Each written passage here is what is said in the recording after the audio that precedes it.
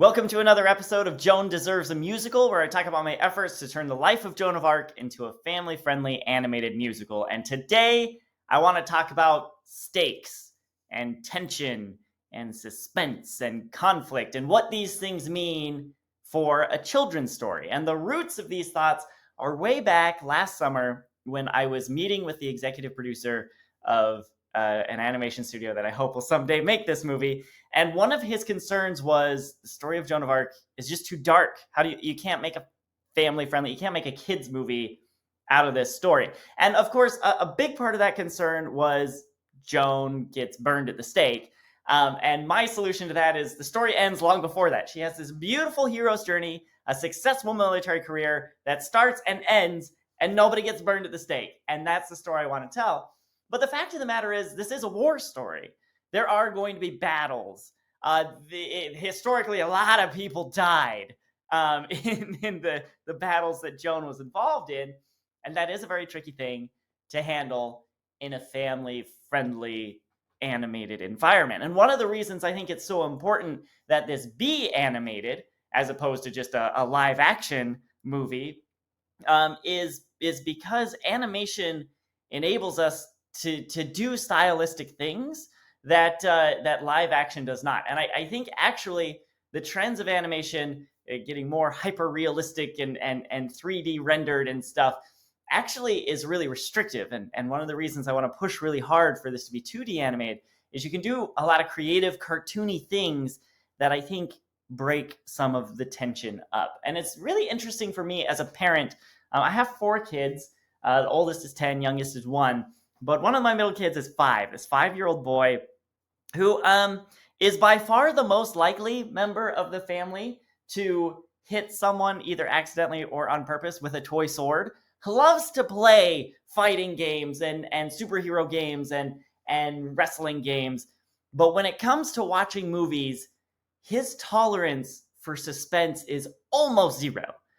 We can't get through any movie without him at some point running out of the living room and bolting up the stairs to his bedroom to get away from the scariness. And nothing scary has to be happening. If it's just nighttime and someone is walking alone, he immediately suspects something bad is going to happen. I don't know what it is. I can't handle this. And off he goes. But it's been interesting because we've recently started watching some Disney movies from a very particular era. They all kind of star Dean Jones. So this is like Herbie the Love Bug, Blackbeard's Ghost, That Darn Cat, Ugly Dachshund. This era of movies, and Disney. I don't want to say it's formulaic. I think each movie is its own very vibrant thing. I really enjoy them, but there's almost always, as you head into the climax of the movie, some kind of chase scene through a city. Somebody is chasing someone else through a grocery store, through a neighborhood, through a drive-in movie theater, and it's always like one person is walking along, having no idea anyone's following them, and someone else is sneaking along behind. And my 5-year-old, when these scenes are on, he is nervous. He nervous giggles are just pouring out of him nonstop, but he is riveted. He refuses to leave the room, I think because he wants to know what's going to happen. And so if we consider the suspense of someone walking alone in a dark alley and like, is something bad gonna happen to them? Maybe it could. I don't know what it is. That's too much for him to handle. Off he goes. But if we consider the suspense of this person is following that person and are they going to catch them? What's going to happen? That keeps him engaged. And I think there's probably a very important element here of maybe child psychology, maybe human psychology. I don't know. In what is scary and what is engaging, even though those emotions can be very similar sometimes when the stakes are high in the story. I think kids, if it's unknown or, if it's openly scary, that's hard. But if it's just like the anticipation of, oh my goodness, what's going to happen? I think that's much stronger.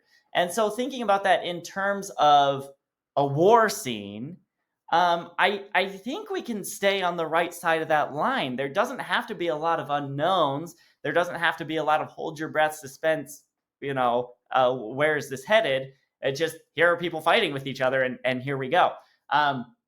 One idea I had early on is if this is animated, we could really lean into like, Looney Tune style violence where people are bonking each other on the head and dropping things on each other, and everybody's getting hurt, but there's no gore or anything.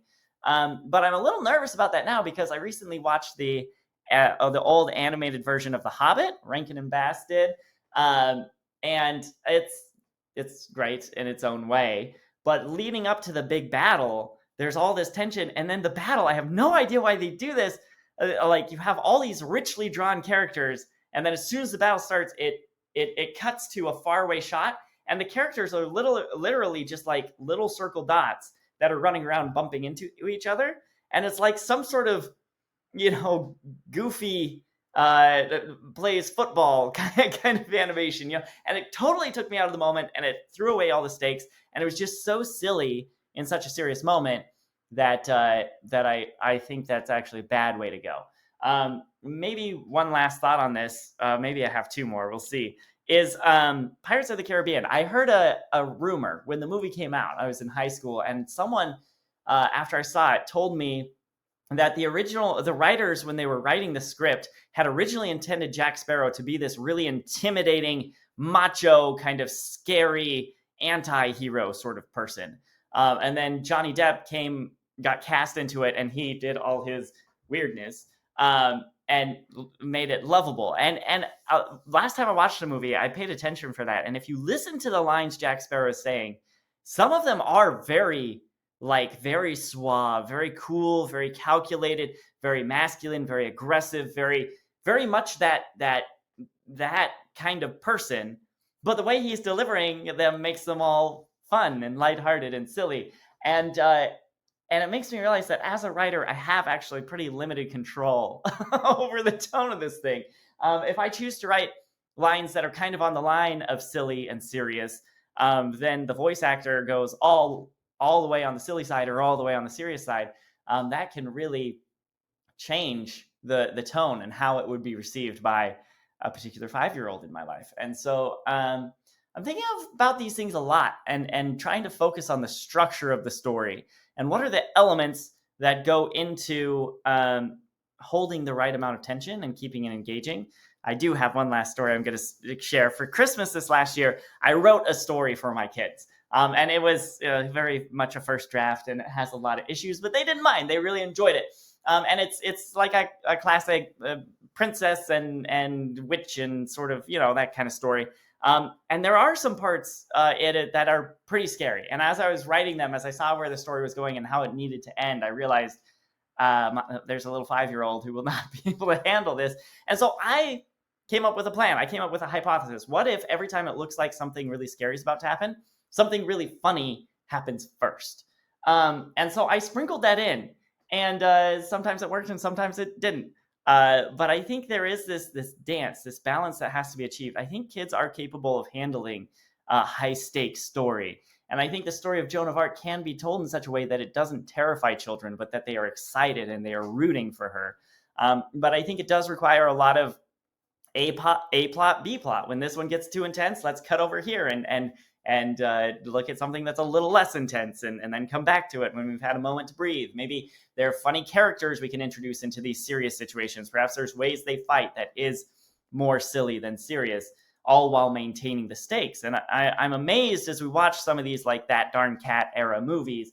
The movies are pretty openly silly, but for the kids, the stakes are stakes, right? If someone's sneaking up on somebody, that is serious stakes, and I am emotionally invested in finding out what happens. So hoping I can hit that balance in a great way. Had a brief texted conversation with my songwriter this morning. She song number 2 is ready for me to hear it, and she played it for her 7-year-old who really liked it. And I told her that's what we're going for, right? Who cares what else anyone says? You have 4 kids, I have 4 kids. If we can please those 8 people with this thing we're building, then we know we've done it right. So those are my thoughts on stakes and tension and conflict in children's movies. And I'll be back next week with hopefully an update on how I like song number 2.